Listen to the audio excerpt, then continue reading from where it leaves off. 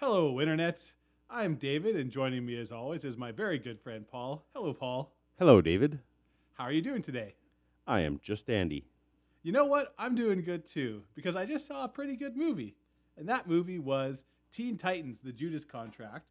But I know that this was based on a pretty famous run of comics in the Teen Titans series. It sure was.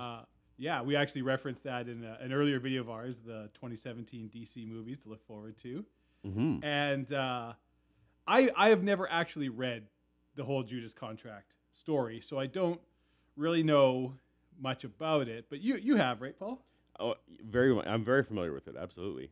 Yeah. One of my favorites. So I was hoping you could break down for me and some of our viewers out there, what are some of the differences? Like, how did they change it? Because it spanned quite a few comics, right? Well, interestingly, the Judas Contract arc itself is only 4 issues, but they actually did an entire year of lead up. So it was just kind of the culmination Right. of a storyline. Yeah. So maybe can you break down some of the differences between the story in the comics and what happens in the movie? And I guess I should point out for anybody listening, Paul's, going to be going into specific details about the story in the movie and the story in the comic book. So if you don't want to be spoiled for either of those things, this probably isn't the best video for you. Yeah, I would say then you should pause this video and then go at least watch the movie. Right. And then come back. We'll save you the time on the comic if you like. Or go read the comic and then we'll tell you about the movie. Either way. Either way. Sure. So the original comic actually came out in 1984. So that's a long time ago. And it was sort of considered the pinnacle of the Teen Titans run by Marv Wolfman and George Perez, who was the illustrator, and they both kind of co-came up with the stories.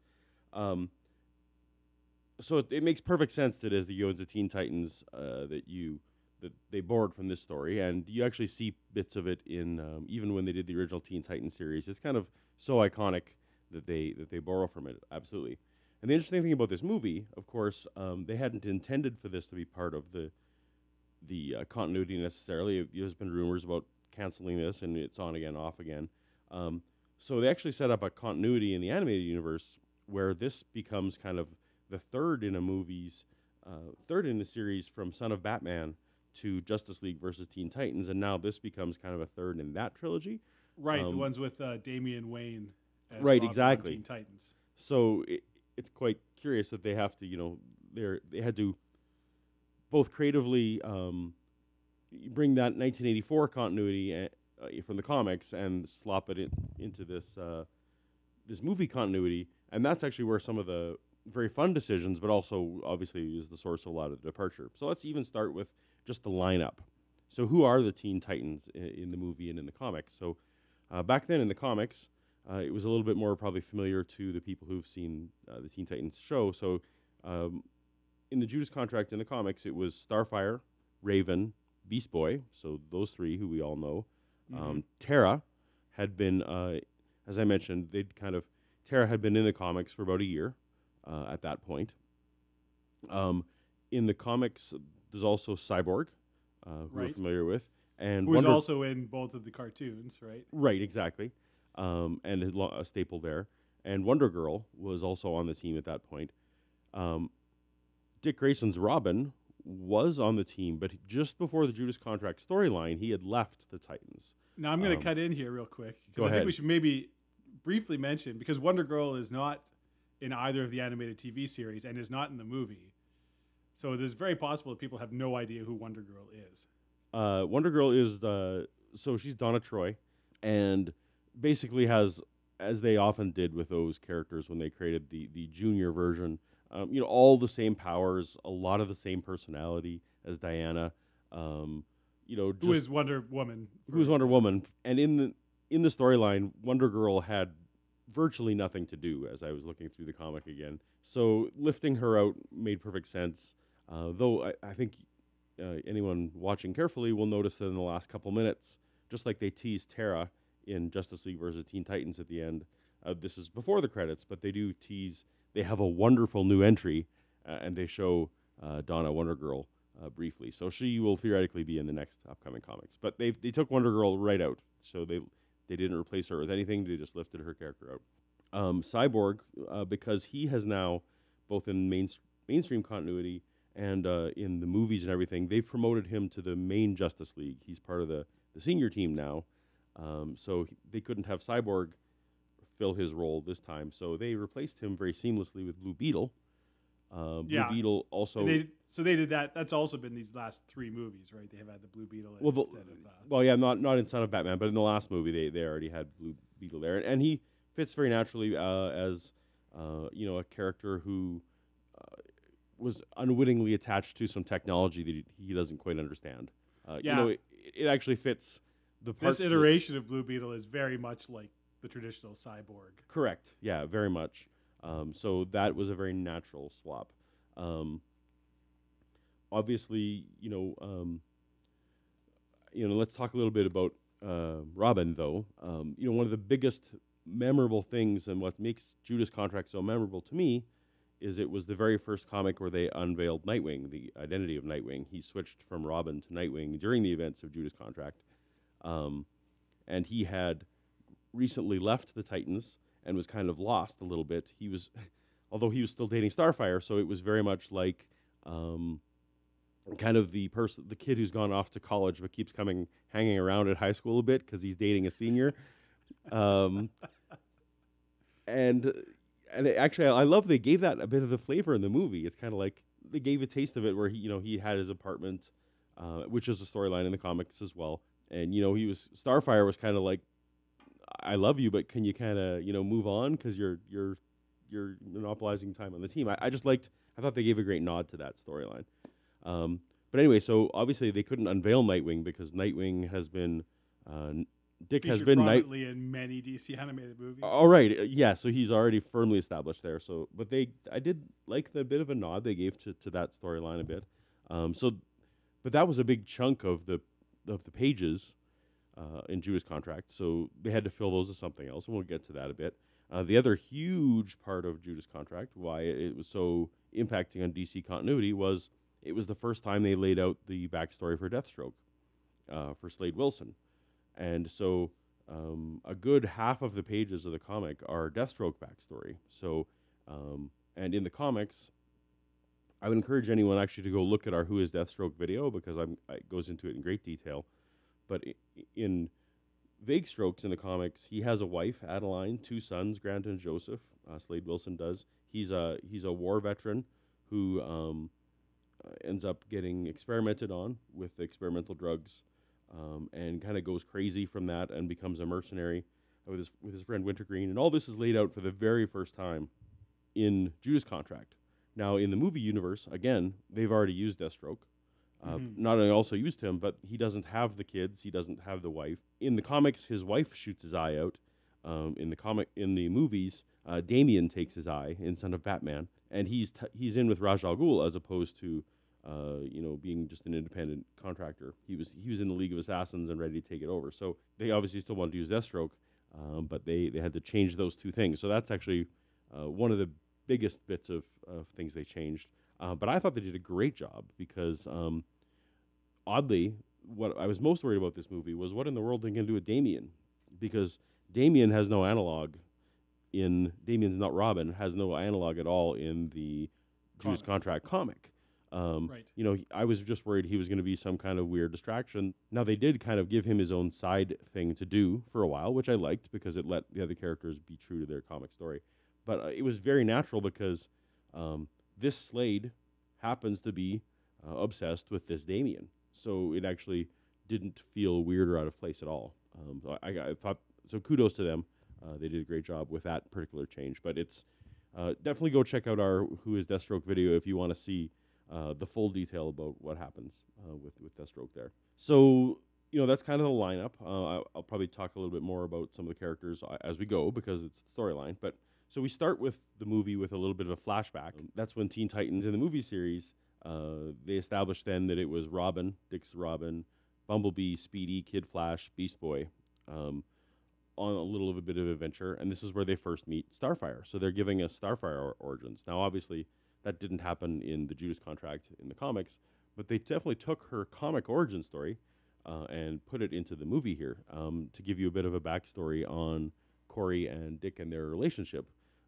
Obviously, the iconic moment that keeps getting retold over and over in comics is where she kisses him to learn English.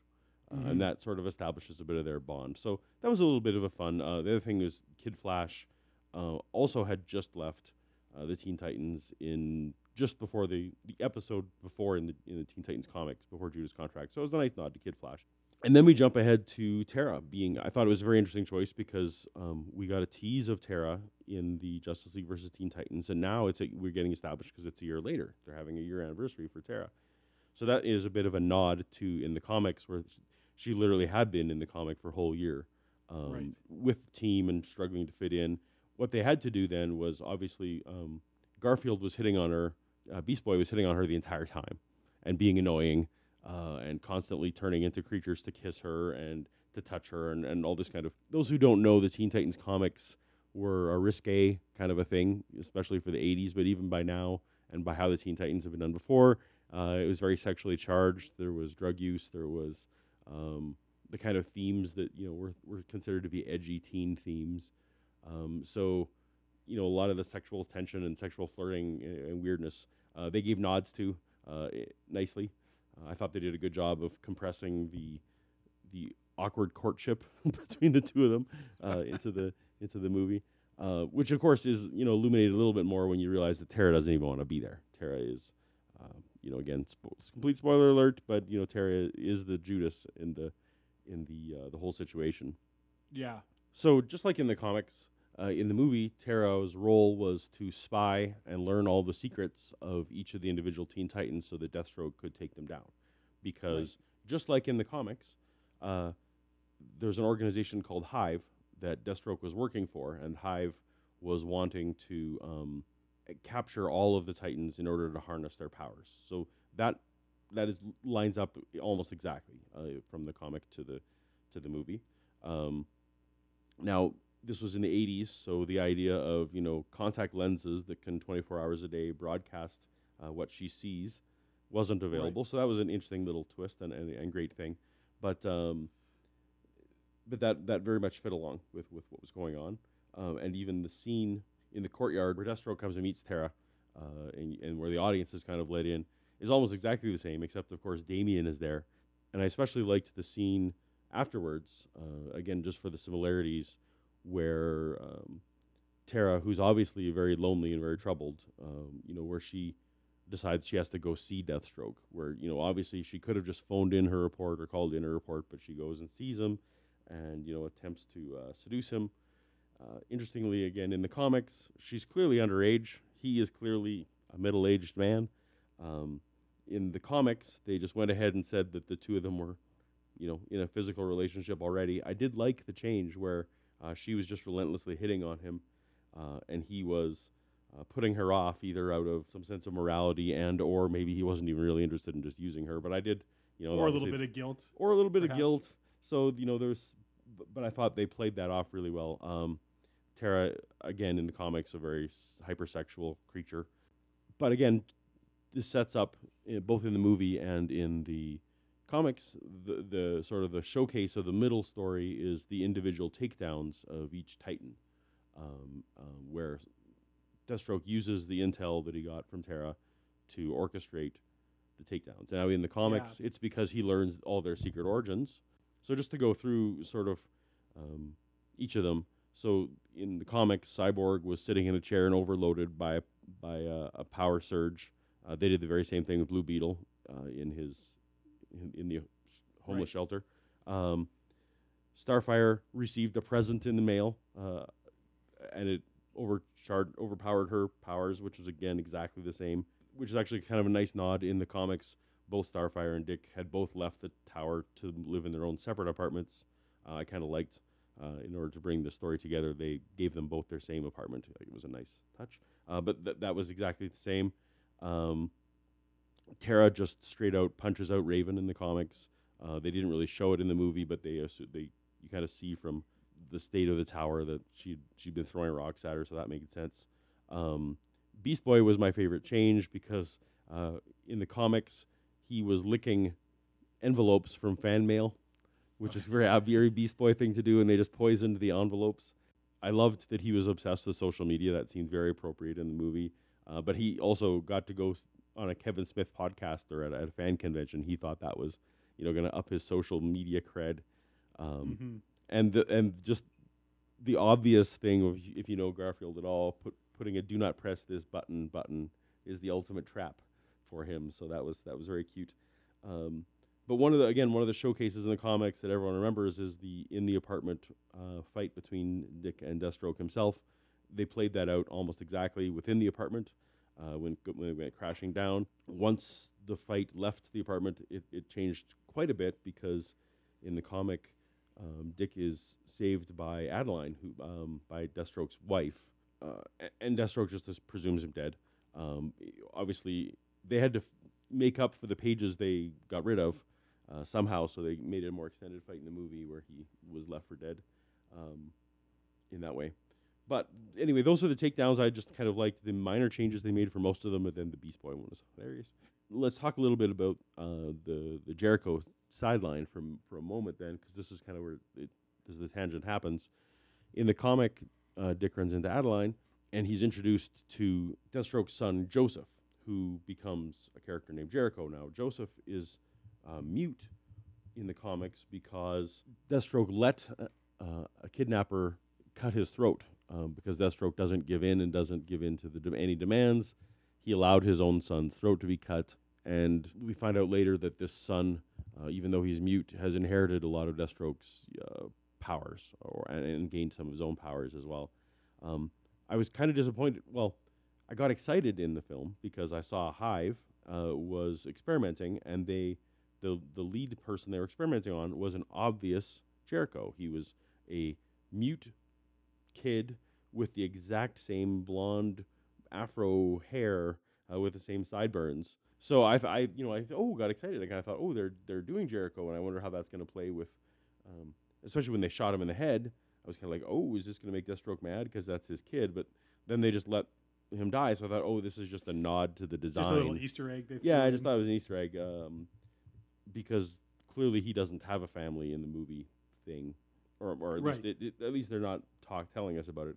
But this is where I will throw in, if you watch the end credit scene after the credits, they show the Jericho looking individual with that bullet coming out of his head, kind of Wolverine style, popping back out. So perhaps we will see Jericho or something like him in the future movies. And I'll talk a bit more about Jericho as we go, but let me just jump again to Hive, how they're different. So Hive was very faceless in the comics, even though they were a very often used antagonist against the Teen Titans. They didn't have a Hive leader that we were aware of specifically, other than, we knew that Slade often worked for them, so he was kind of the face of Hive. Here in the movie, I thought they did a nice tie back to the Justice League vs. Teen Titans show, where they gave Brother Blood. He has the same motivation as Hive did, which was immortality. Now, Brother Blood is obsessed with Trigon, and Raven's whole backstory, so that actually gives it more poignancy. And in the movie, he's trying to get all the powers personally. He wants to suck all the powers out of each Titan, and take those personally. Whereas Hive was wanting to come up with the general method of giving power to lots of people in the organization, that kind of thing. But I thought that was a very smooth change. I also loved Go ahead. So Brother Blood is not in the comics at all. Is not in the comic. Okay. No. So Hive they don't have a leader per se. It's just a bunch of guys in hoods who all speak dialogue, Right. and they refer to them more kind of like Borg-like. They're kind of a hive mind, if you will. I mean, they don't share each other's thoughts, but they're just a faceless mass. Right. Anyway, I liked the extra flavor that this gave it. It gave you something personal to fight against, or something to pay attention to. Now that end scene, the design of the machine, where it's kind of they're all strapped up and in this weird configuration, that's 100% directly from the comics. That's a very famous it looked panel. like a very 80s comic. And so it was just hilarious to me to see it, because it looks a little bit ridiculous on screen, but they went with it. So, but that was, if you're wondering why they chose that, it was 100% from the comics. Now in the comics, they didn't care that Nightwing wasn't captured. They didn't care because he wasn't even part of the Titans at the time. He'd already left the Titans. So when Dick shows up and when Dick and Jericho show up in the comic out of the blue, they kind of interrupt things as opposed to the way it happens in the movie. But it gave a great motivation in the film, which I probably my favorite change they made was that Deathstroke deliberately gave Terra over in a heartbeat. His character was made so much deeper in the movie by just, to fulfill my contract, I have to give you this girl who I was planning to spend the rest of my life with. Okay. And that was just great because in the comics, it was very convoluted. Jericho, is one of his powers is that he can take over other people's bodies and temporarily make them do what he wants. So in the middle of the fight that happens in the comics, Jericho takes over his dad's body and attacks Terra. So Terra mistakenly thinks that Deathstroke has betrayed her when really he hadn't. And so she ends up rejoining the Titan side of things on essentially a lie. When I think it's much stronger when really the fact that you betray her was absolutely a truth. Right. So this was a great change. I liked that a lot. And we get to the last big difference between the comic and the movie. Obviously, the action scene, they edited it for... They made it very cinematic, which is great. But in the comics, Terra actually dies. So they find her body, and Garfield finds her body, and she is literally, dead, never to be seen again.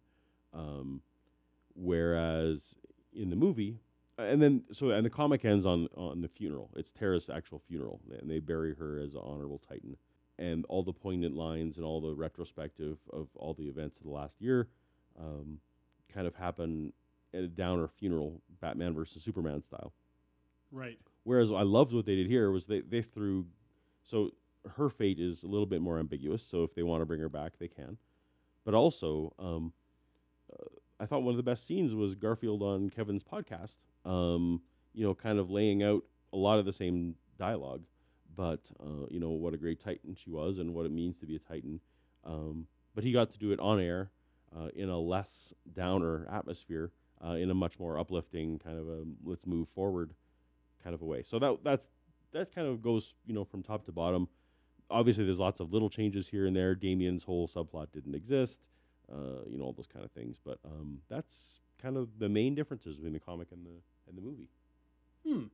So now you've seen the movie. Okay, let me ask you this question now. Probably a little different question than you think I was going to ask you. So you've seen the movie, you've read the comic story. Yes, and sir. You watched the Teen Titans cartoon. I sure did. The 3 versions of this story, which was your favorite? Well, nostalgically... I guess technically 4, because Teen Titans Go also has a Terra story. I guess so. But not really. I will say, personally, the comic is still the best. I think anytime you read something, there's a little bit more... Even though it's just a graphic novel, there's a little more substance to it. There's a little more weight to it. The impact to the universe was much more significant in the comic. This is more yet another adventure in the movie series. It's not actually impacting. There's no spillover from this to other films. Yeah, there's no ongoing story that next week. Now everyone has to still deal with this. Right. I mean, in a way, Terra didn't exist much in the movie thing. So her loss won't be as felt. Something like that. So I will say, emotionally, the comic. I think objectively, which is the most fun and best, like a lot of adaptations, say Lord of the Rings, for example, it's not perfect and it's not exactly the way you wanted to read it, but they do also have the opportunity to smooth over some of those problem areas. There's been decades have passed, and you can look at the storyline a little bit more objectively and say, you know what, as a storytelling device, we should do this or this. So in terms of sitting down and spending 90 minutes of time, I think that the new movie is my favorite. The series was its own whole thing that didn't get into the dark areas. It couldn't just because of the audience. Right. And also that particular, as you know, Dick Grayson is my favorite character. And even in that series, you don't even know which Robin that is. And you don't quite get the same, I didn't get quite the same emotional change from Dick on the comic series. But you know what? They're all good. No, I mean the animated series much more heavily focuses on Beast Boy and Terra, right? And gives you that because you have whatever it was 4 or 5 episodes or something. So it's like that's a quick way to get an emotional connection and then rip it away, right? So that's can maximize the emotional impact for minimizing your screen time minutes. Right. No, so there is no wrong answer to that. I think all 3 are great.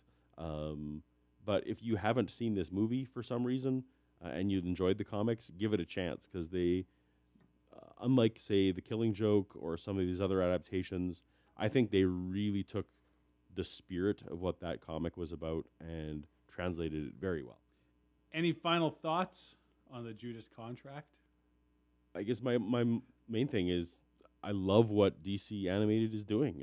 We may not love everything that DC's doing in all the areas, but sign me up. Given how well they treated Judas Contract, I know we felt a little bit burned by Dark Knight and by Killing Joke. I would say, DC, you're doing a great thing. Pick these iconic storylines, bring them up to date, do whatever you have to do to fit them in continuity, but you have 70 years of stuff. Let's keep doing it. It's great. All right, I'm going to ask you one more question before you get out of here. Do it. If you could take any one story from a DC comic, what would you like to see them do next as a feature film? I would like to actually see them do Nightfall.